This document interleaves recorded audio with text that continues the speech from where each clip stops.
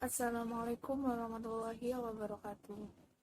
Pada kesempatan kali ini, saya akan menjelaskan tentang kias dan aplikasinya dalam Money Changer. Ada 3 subbab yang akan saya jelaskan. Yang pertama tentang Money Changer itu sendiri, yang kedua metode kias, dan yang ketiga pengaplikasiannya. Yang pertama yaitu Money Changer. Nah, Money Changer biasa disebut sebagai pedagang uang atau perdagangan valuta asing. Para pedagang valuta asing ini memanfaatkan kegiatan perdagangan internasional dalam bekerja.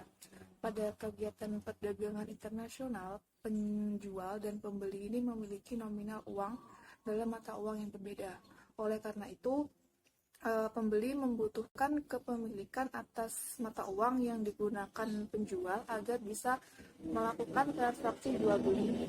Dengan kata lain, pembeli ini harus menukar sejumlah uang ke dalam mata uang penjual.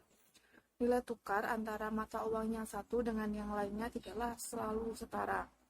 Hal ini bergantung pada mekanisme pasar perdagangan internasional. Apabila suatu mata uang sering dipergunakan sebagai alat transaksi internasional, nilai tukarnya akan semakin kuat nilainya. Nah, sebaliknya, jika semakin jarang mata uang dipergunakan, maka semakin lemah nilai tukarnya. Pedagang valuta asing dalam hal ini bertugas sebagai perantara jual beli internasional dengan menyediakan jasa penukaran, yakni memperjualbelikan uang asing. Nah, fungsi perdagangan mata uang asing ini juga sebenarnya dilakukan oleh bank yang berstatus bank devisa. Akan tetapi, fungsi money changer sebagai pedagang mata uang asing atau valuta asing tetap tidak tergantikan, karena lembaga ini mudah ditemukan bagi pembeli perorangan, terutama bagi seorang wisatawan yang sedang berkunjung ke sebuah negara asing. Bisa dibilang bank dan pedagang mata uang asing memiliki pangsa pasar yang berbeda. Jika bank lebih mengutamakan jual beli valuta asing dalam jumlah besar, lembaga pedagang mata uang asing ini biasanya digunakan orang untuk menukar valuta asing dengan jumlah yang relatif kecil. Sebuah money changer akan mempunyai daftar harga tukar atau kurs dari berbagai mata uang asing, misalnya dolar, euro, yen, dan lain sebagainya terhadap rupiah. Kurs jual dan kurs beli adalah hal yang berbeda. Jika seseorang yang ingin menukarkan uang dolar dengan rupiah, maka money changer akan membeli dengan harga lebih rendah daripada harga jual kurs tersebut. Nah, selisih nominal tersebutlah yang menjadi keuntungan dari pihak money changer. Selanjutnya, tentang metode kias. Kias menurut bahasa itu artinya mengukur sesuatu dengan sesuatu yang lain untuk diketahui adanya persamaan antara keduanya. Nah, menurut istilah seperti yang dikemukakan oleh Wahbah Az-Zuhaili, kias ialah menghubungkan atau menyamakan hukum, sesuatu yang tidak ada ketentuan hukumnya dengan sesuatu yang ada ketentuan hukumnya, karena ada persamaan di antara keduanya. Kias adalah salah satu kegiatan ijtihad yang tidak ditegaskan dalam Al-Quran dan Sunnah. Adapun kias dilakukan seorang mujtahid dengan meneliti alasan logis atau ilat tersebut dari rumusan hukum itu, dan setelah itu diteliti pula keberadaan ilat yang sama pada masalah lain yang tidak termaktub dalam Al-Quran atau Sunnah. Bila benar ada kesamaan ilatnya, maka keras dugaan bahwa hukumnya juga sama. Begitulah dilakukan pada setiap praktek kias. Kias baru dianggap sah bila mana lengkap rukun-rukunnya. Para ulama sepakat ada 4 rukun kias. Yang pertama asal atau pokok tempat mengkiaskan sesuatu, yaitu masalah yang telah ditetapkan hukumnya baik dalam Al-Quran atau dalam Sunnah Rasul.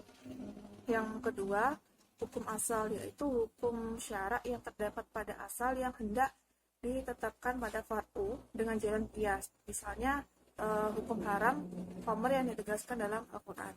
Dan rukun yang ketiga yaitu far'u atau cabang, yaitu sesuatu yang tidak ada ketegasan hukumnya dalam Al-Quran maupun As-Sunnah yang hendak ditemukan hukumnya melalui jalan kias, misalnya minuman keras, whisky.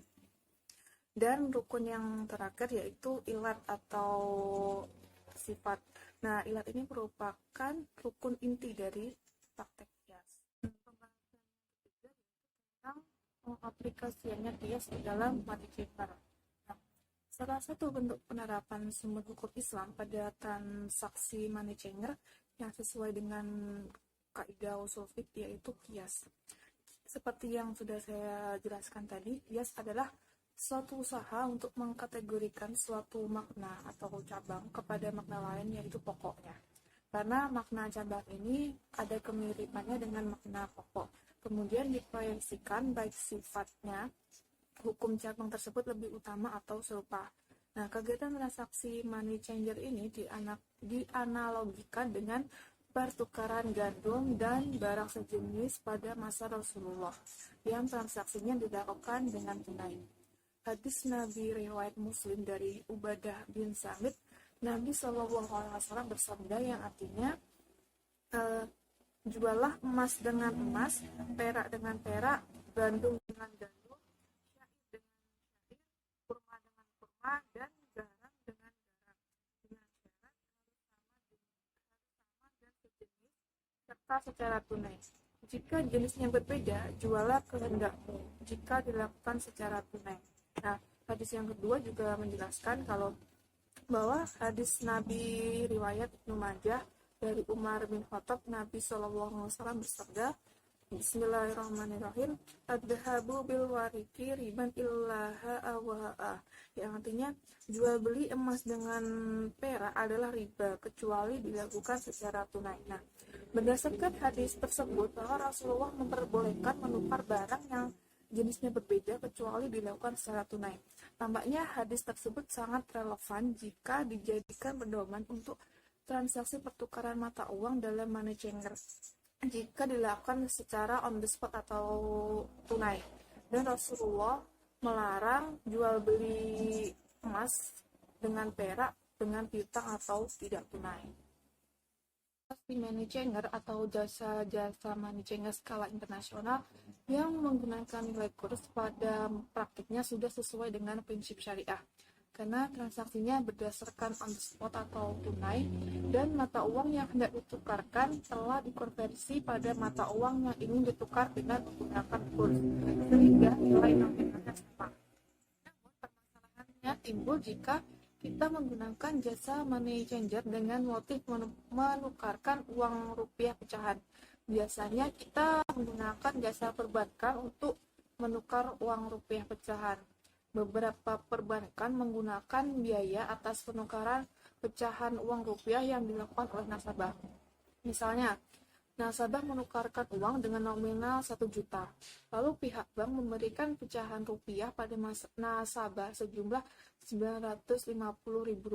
Nah, biaya yang dikenakan atas penukaran uang tersebut sebesar Rp50.000. Jelas ini adalah bentuk riba karena nilai nominalnya tidak sama. Dalam alasan apapun hal ini tidak dibenarkan. Untuk menghindari hal semacam ini, kita hendaknya menggunakan jasa bank yang berstatus devisa agar nilai tukar mata uang yang kita tukarkan tidak turun. Kebiasaan menukar uang menjelang hari raya merupakan kegiatan yang sangat melekat pada masyarakat Indonesia. Tujuannya tidak lain untuk sekedar berbagi kebahagiaan pada saudara dan sesama. Banyak kalangan masyarakat yang tergiur dengan bisnis musiman ini sebagai mata uang pencarian tahunan menjelang Lebaran. Setidaknya ada beberapa hal yang mendasari ketertarikan mereka, yang diantaranya itu keuntungan yang lumayan. Nah, rata-rata dijual dengan tambahan 10%. Jika uangnya 100.000, maka harus membayar 110.000 atau 100.000 ditukar dengan 90.000 recehan. Nah, transaksi semacamnya jelas terindikasi riba fadl. Uang kertas masuk barang ribawi, sebagaimana dipandang oleh kalangan ulama Maliki dan Syafi'i.